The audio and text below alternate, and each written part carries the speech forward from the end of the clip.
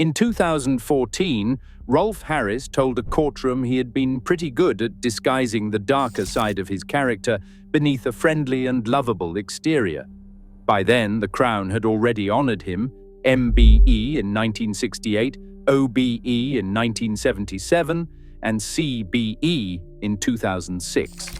The BBC renewed his contracts for decades. The NSPCC cast him in a child protection video for schools. Not one background check flagged a single concern across more than 60 years. To understand how he passed every one of them, you have to look at who was vouching for him and why no one ever stopped. On January 2, 1968, the London Gazette published the official notice. Rolf Harris, entertainer, was appointed a member of the Order of the British Empire for his services to the arts. That entry, listed on page 94 of issue 44,494, marked the first in a series of state recognitions that would span 4 decades. Harris's name would appear again in the Gazette in 1977, this time as an officer of the Order of the British Empire, and once more on June 17, 2006, when he was promoted to commander. Each award cited his contributions to entertainment and charity, reinforcing an image of unimpeachable public service. The record is unambiguous. The Gazette entries list only the award and the name, without any reference to background checks or vetting. No criminal record, no adverse finding, no hint of controversy appears alongside the citations. The process, as documented, moved from nomination to conferment with nothing on the public record to suggest hesitation or doubt. In 2005, the royal household commissioned Harris to paint the official portrait of Queen Elizabeth II for her 80th birthday. The commission was widely reported, and the finished portrait was unveiled in 2006, coinciding with the CBE.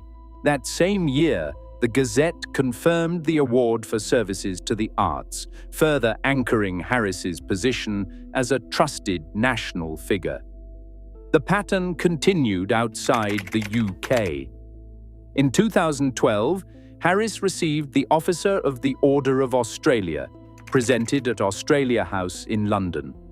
Later that year, on May the 27th, BAFTA awarded him its highest honor, the BAFTA Fellowship, a lifetime achievement reserved for those considered to have made an outstanding contribution to television. Ceremony footage from that night shows Harris accepting the award with applause from industry peers. His record unblemished in the eyes of the public and the institutions that honored him. Across each milestone, the official paperwork was silent on risk.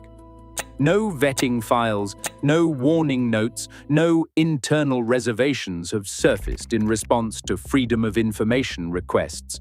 The only documents that remain are the awards themselves, and years later, the notices of their removal. Until his conviction, every formal record told the same story. Rolf Harris was not just accepted, but celebrated by the highest authorities in Britain and Australia. BBC and ITV contracts granted Rolf Harris an extraordinary degree of institutional access. Once established as a household name, Harris faced no routine re-vetting or safeguarding checks. The BBC's long-standing open-door policy allowed senior entertainers to renew contracts based solely on reputation and past performance. ITV mirrored this approach, treating established figures as assets whose conduct was assumed to be beyond question.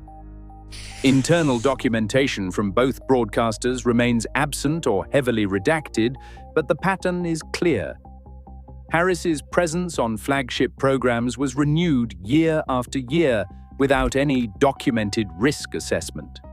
The Dame Janet Smith Review, commissioned in the aftermath of the Jimmy Savile scandal, described the result as a protective shield around celebrated personalities. The review found that deference to celebrity status discouraged staff from raising concerns and allowed safeguarding leads to be bypassed. This culture of exceptionalism extended to charity work. Harris was listed as a patron or honorary board member for a range of high-profile causes, including NSPCC, hospital trusts, and children's charities. Contemporary press and public biographies credited him with raising as much as £40 million for charity, a figure widely repeated but never substantiated by audited reports or charity commission filings.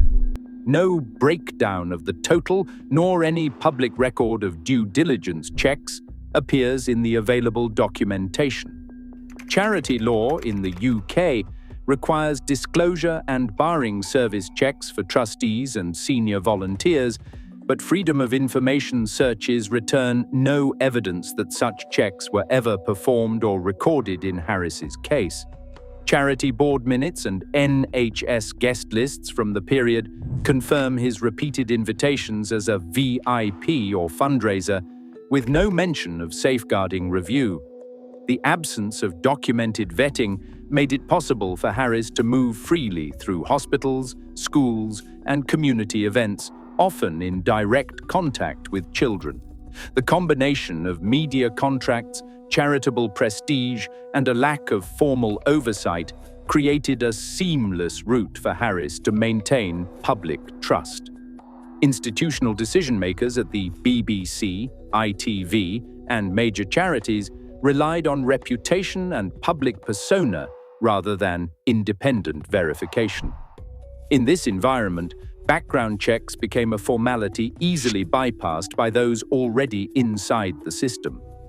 The cumulative effect was to reinforce Harris's operational freedom, shielding him from scrutiny and enabling decades of unchecked access. In 1985, a VHS tape titled "Kids Say No" began circulating through UK primary schools. The film, produced by Rolf Harris Enterprises Limited and starring Rolf Harris himself, was promoted as a tool to help children recognize and report inappropriate behavior. The NSPCC logo appeared on the cover, signaling official endorsement and lending the project an air of institutional authority. Internal NSPCC guidelines from the 1980s required vetting for presenters of child safety material, but no archival file detailing any background check on Rolf Harris has ever surfaced. Professor David Wilson, a criminologist, later described the film as a reputational shield, a project that not only burnished Harris's public image, but actively positioned him as a protector of children. The very institutions tasked with safeguarding young people allowed their credibility to be used in support of his persona. The NSPCC decision-makers, by granting their brand to the tape, provided Harris with a form of reputational armor that discouraged scrutiny rather than inviting it. No invoices, royalty statements, or comprehensive distribution lists have been found in public records, but the tape's presence in classrooms was widely reported. The effect was clear. Harris's authority on child protection was amplified, while institutional safeguards were quietly bypassed.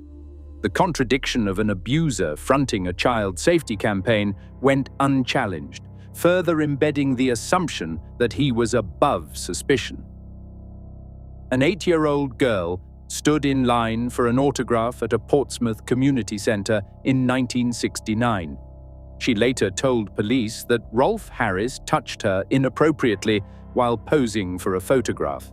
The incident was recorded in the Surrey Police Archive, but the file was closed without prosecution. No warning was passed to BBC, ITV, or any charity linked to Harris. The event remained isolated, lost in paperwork that never left the local station. A few years later, in the early 1970s, a teenage girl reported being abused by Harris during a family holiday in Hawaii. Her parents had trusted the Harris family with her care.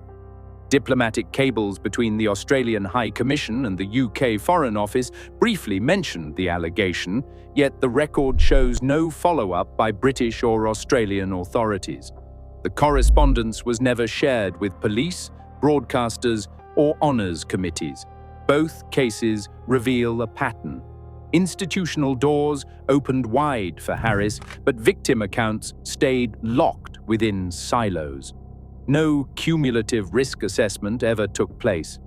The absence of a safeguarding review meant Harris continued to access schools, hospitals, and community spaces, his conduct unchallenged by the very systems designed to protect children. The harm was real, but the paper trail led nowhere. Harris himself would later admit in court that he was pretty good at disguising the darker side of his character beneath a friendly and lovable exterior. In 2007, Surrey police interviewed Rolf Harris under caution in connection with historic allegations of indecent assault at Duncroft-approved school for girls. The interview, conducted as part of a confidential investigation, resulted in no charges. Police records from the time note that there was no further action at this stage, and the file remained closed to public scrutiny. In 2009, the Crown Prosecution Service reviewed the evidence and concluded there was insufficient evidence to prosecute. The Crown Prosecution Service memo has not been released publicly and closed the case without referral to any other authority. The Director of Public Prosecutions later revisited that decision, and, in a written apology, the Director acknowledged that procedural errors had occurred and that the opportunity to pursue a prosecution had been missed. Despite the gravity of the allegations and the profile of the accused, no statutory mechanism existed to alert the BBC, ITV, the Honours Secretariat, or the charities to the outcome of the police investigation or the Crown Prosecution Service review. Internal files remained sealed, and the case was not flagged for further safeguarding assessment by any other institution. This procedural standstill left Harris's reputation and access untouched.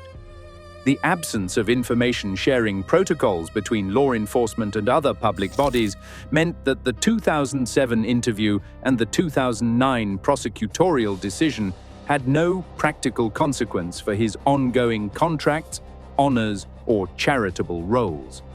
This was the final missed opportunity before Operation Yewtree forced a multi-agency response years later. Rolf Harris's own words, spoken in court and entered into the sentencing record, offer a rare glimpse behind the public mask. On the stand, he admitted that he had been pretty good at disguising the darker side of his character beneath a friendly and lovable exterior. That admission, preserved in the official transcript, lays bare the deliberate strategy at the heart of his public life. For decades, Harris cultivated an image that was not simply accidental or the byproduct of fame, but a conscious performance designed to deflect suspicion and reassure those around him. The sentencing judge referenced this calculated duality, noting that Harris's outward persona was used as a shield, one that allowed him to operate in plain sight. Psychological assessments submitted to the court described a man who understood the power of likability, using charm and humor to disarm colleagues and silence doubts before they could take root. This self-fashioned mask did more than protect his reputation. It set the conditions for silence among witnesses and colleagues, making it difficult for anyone to reconcile the trusted entertainer with the reality of his actions. The court's findings make clear that Harris's greatest deception was not only against his victims, but against the very systems and individuals who believed they knew him. Vanessa Feltz, a broadcaster with decades of live television experience, described being groped by Rolf Harris on air in 1996. In later interviews, she recalled a chilling sense of powerlessness. Colleagues warned her that speaking out would lead nowhere, and the incident was never formally reported. Janet Ellis, a former Blue Peter presenter, recounted a similar experience. Harris assaulted her in a BBC studio, yet no complaint was filed. Ellis later said the unspoken rule was clear: raising allegations against a star meant risking your own career. Chris Brosnan, who worked as a BBC chauffeur, remembered seeing Harris alone with young audience members backstage. Brosnan's observations, like those of others, remained informal. A warning passed among staff, never documented in an official log.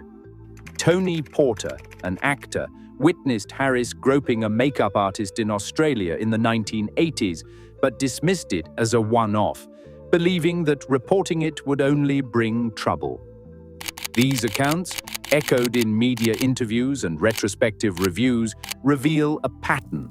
Witnesses felt isolated, uncertain, and unable to trust that their concerns would be taken seriously. Behind closed doors, contracts often included confidentiality and non-disparagement clauses, reinforcing the silence.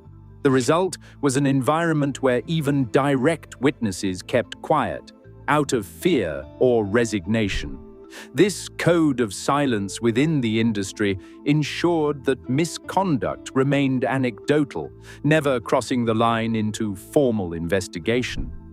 Only years later, as police inquiries began, did these recollections surface, underscoring how cultural and contractual pressures kept the truth hidden.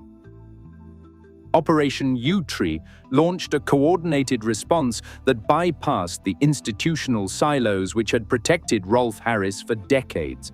In March 2013, Harris was arrested by officers working under the Yewtree Task Force, a joint initiative between the Metropolitan Police and the NSPCC.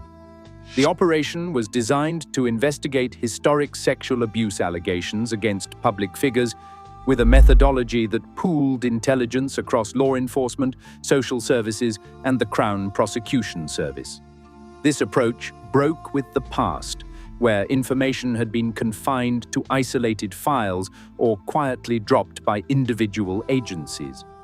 On 29th of August 2013, the Metropolitan Police formally charged Harris with 12 counts of indecent assault, covering offences alleged to have taken place between 1968 and 1986.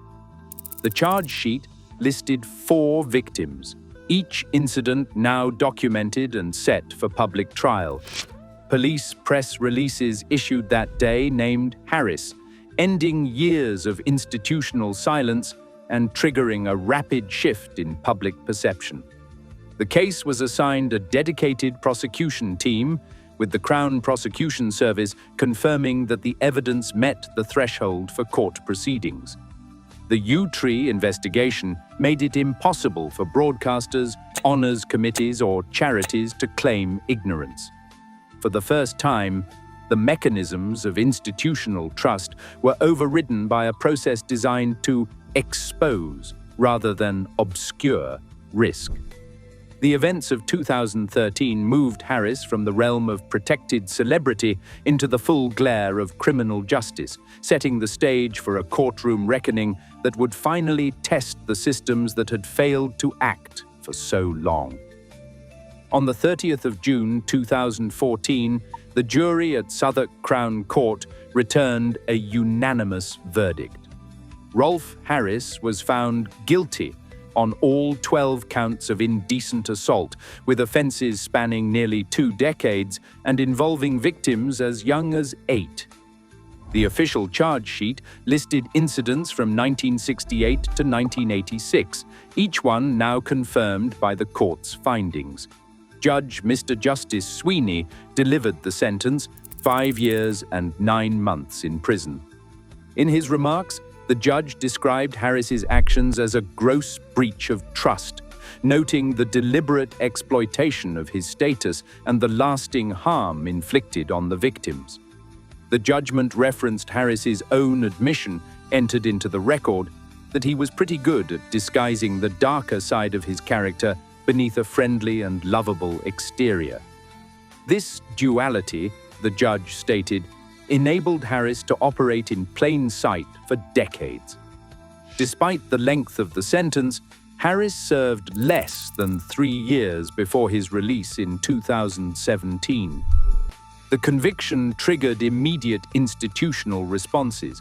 State honors were revoked, professional bodies stripped him of awards, and broadcasters withdrew his work from circulation.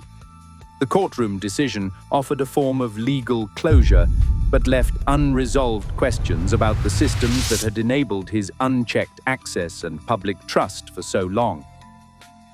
On the 3rd of March 2015, the Central Chancery of the Orders of Knighthood published the formal cancellation of Rolf Harris's CBE.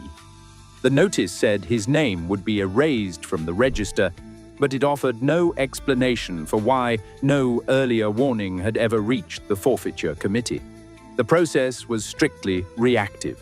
Only a criminal conviction, not decades of allegations or police interviews, triggered the removal. In Australia, the Governor-General revoked Harris's Order of Australia the same year, following the British precedent. No record shows the Honours Secretariat or Cabinet Office ever considered victim impact or compensation in their deliberations. Probate filings after Harris's death in May 2023 revealed that over £4 million of his estate had been transferred to family members. No asset freeze was imposed at the time of conviction, and the Criminal Injuries Compensation Scheme was not applied. Survivors received no restitution, while the estate moved through probate without contest. This is not an anomaly but a feature of current law. There is no statutory mechanism for clawing back assets or prioritizing victim compensation after conviction. The final administrative acts, stripping medals, updating registers and closing probate, offered bureaucratic closure, but left the core injustice untouched. The system corrected the record, but never addressed the harm. Decades of unchecked access, institutional deference, and silence enabled Rolf Harris to exploit public trust long after the first allegations surfaced. Today, safeguarding failures still surface across sectors meant to protect the vulnerable. As reputations continue to shield individuals from scrutiny, the danger is not just in what we overlook, but in who institutions choose to believe. Systems built on trust demand evidence, not assumption.